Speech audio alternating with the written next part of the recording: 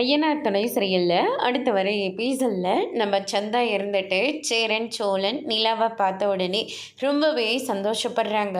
அதுவும் இல்லாமல் வீட்டில் ஏதாச்சும் சொல்லிட்டா அவங்க ரொம்பவே கஷ்டப்படுவாங்களேன்னு சொல்லிட்டு சோழன் கிட்ட போயிட்டு நீங்கள் எதுக்காக வந்தீங்க அப்படின்னு சொல்லிட்டு கேட்கவும், சேரன் இருந்துட்டு உன்னை பார்க்காம இருக்க முடியல சந்தா, அதனால தான் நாங்கள் இங்கே வந்தோம். அது மட்டும் இல்லை, உங்கள் அப்பா அம்மா கிட்ட பேசி உன்னை மறுபடி நாங்கள் பொண்ணு கேட்க போகிறோம் அப்படின்ற மாதிரி சொல்லிடுறாங்க.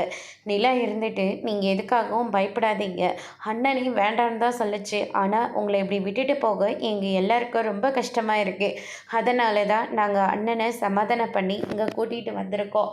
நீங்கள் அண்ணனை தப்பாக எடுத்துக்காதீங்க அப்படின்ற மாதிரி சொல்லிக்கிட்டு இருக்காங்க. இல்லை இல்லை, இவங்க ஏதாச்சும் பண்ணிட்டாலோ இல்லை ஏதாச்சும் சொல்லிட்டாலோ எனக்கு ரொம்ப கஷ்டமாக இருக்கும் அப்படின்னு சொல்லிட்டு சந்தன் சொன்ன உடனே அதில் என்ன நடந்தாலும் பரவாயில்ல, நாங்கள் பார்த்துக்குறோம் அப்படின்ற மாதிரி சொல்லிடுறாங்க.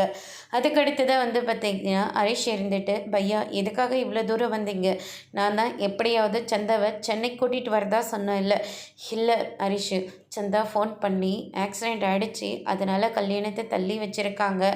ஆனால் எனக்கு கல்யாணம் நடந்துருமோன்னு ரொம்ப பயமாக இருக்குன்னு சொல்லி அழுந்துச்சு. அதனால் தம்பிங்களாலையும் தாங்கிக்க முடியல. நான் ஆசைப்பட்டுன்ற ஒரே ஒரு காரணத்துக்காக சோழன் இவ்வளோ தூரம் எங்கள் எல்லாத்தையும் கூட்டிகிட்டு வந்திருக்கா. சந்தாவை என்னால் மறக்க முடியாது பையா அப்படின்ற மாதிரி சொல்லிடுறாங்க. அதுக்கடுத்து தான் வந்தவங்களை இப்படி உட்கார வச்சு வேடிக்கை பார்த்துட்ருக்கலாமா, போய் காஃபி எடுத்துகிட்டு வந்து கொடு அப்படின்ற மாதிரி சொல்கிறாங்க. அதோட பிரம முடிச்சு